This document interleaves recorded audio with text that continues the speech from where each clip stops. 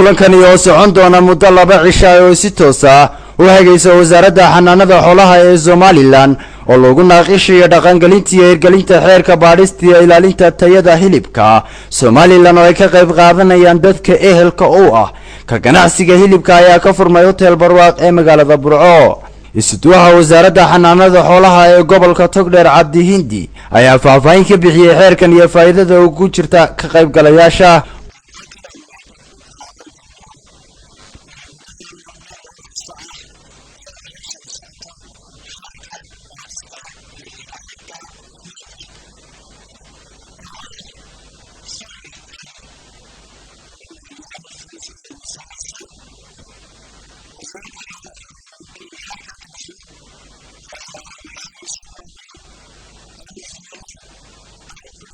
gudoomiye ku-xigeenka gobolka Togdheer Maxamed Maxamuud Yuusuf Baxle ayaa isaguna ka qaybgalayaasha ku booriyay in ay fahmaan oo daraasad dheer ku sameeyaan xeerkan isla markaana ay ku dhaqmaan.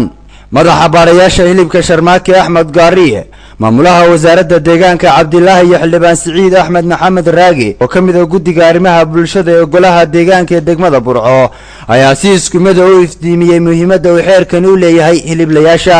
xeerkan ilaalinta tayada hilibka Somaliland ayay hore u soo ansixiyeen golayaasha sharci dejinta iyo madaxweynaha Somaliland.